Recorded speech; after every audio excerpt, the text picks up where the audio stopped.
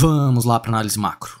Bom, para começar a semana aí, a gente tem que lembrar do evento extraordinário que aconteceu na sexta-feira, que foi uma fala do presidente Lula que fez com que as bolsas derretessem e o dólar disparasse para cima, os juros disparassem para cima, isso em questão de minutos, depois que a fala que foi divulgada dele, basicamente de forma resumida, dizia que dificilmente o Brasil vai chegar num déficit zero, até porque ele não vai fazer os cortes de gastos que são necessários para fazer isso, e também diz que o Brasil não precisa de déficit zero.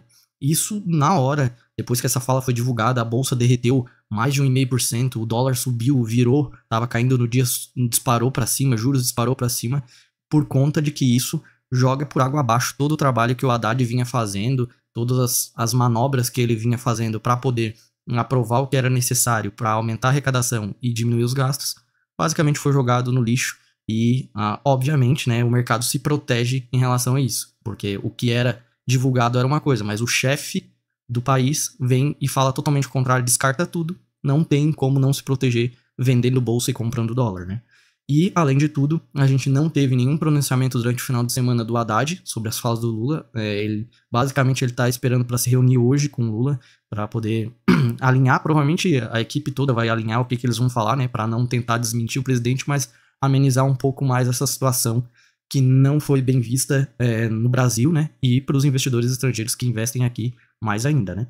Então, nós temos isso para o Brasil como principal drive que pode movimentar a nossa bolsa aqui a qualquer momento durante o dia, que é uma possível fala do Haddad sobre essas falas do Lula, e até mesmo, né, o próprio Lula vindo a público pode movimentar o mercado aqui hoje.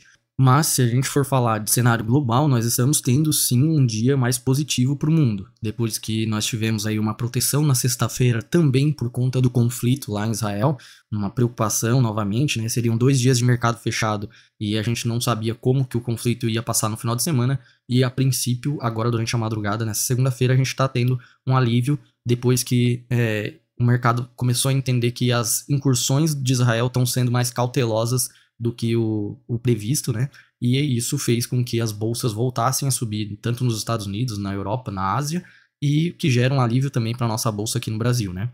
O próprio petróleo está desacelerando, na sexta-feira ele precificou uma alta forte para se proteger para esses eventos geopolíticos, e agora está caindo mais de 1%. E além do que, nós temos uma semana bem agitada, tanto nos Estados Unidos como no mundo. Nós vamos ter a decisão de política monetária lá do Fed, que é o Banco Central dos Estados Unidos, que vai mexer os mercados se vir alguma alteração, mas a princípio é para uma pausa de juros novamente.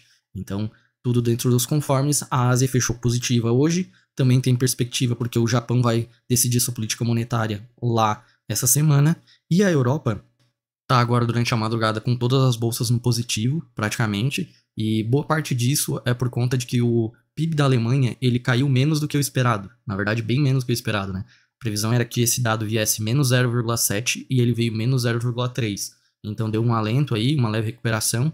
A gente só tem um fato bem relevante acontecendo, é que o gás natural disparou mais que 7% lá, depois que o gabinete egípcio falou que as importações deles caíram para zero.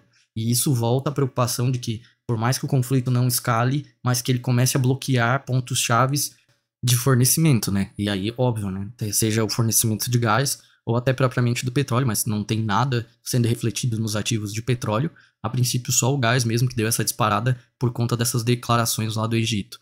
Então, nós temos sim as bolsas europeias aí bem positivas, mas lembrando que essa semana também nós vamos ter lá a decisão de política monetária do BOE, que é o Banco Central da Inglaterra, que pode mexer as bolsas europeias também, né? Então é isso, para o cenário de hoje a gente tem um reflexo tanto na Europa, Ásia, Estados Unidos, tudo positivo. A nossa bolsa aqui tende a abrir acompanhando esse cenário positivo, só que o foco vai ficar para possíveis declarações do setor político depois dessa reunião que o Lula vai ter com os ministros. E a fala do Haddad vai ficar no foco. Mas, a princípio, hoje nós teremos sim um cenário de bolsas positivas e dólar para baixo aqui no Brasil.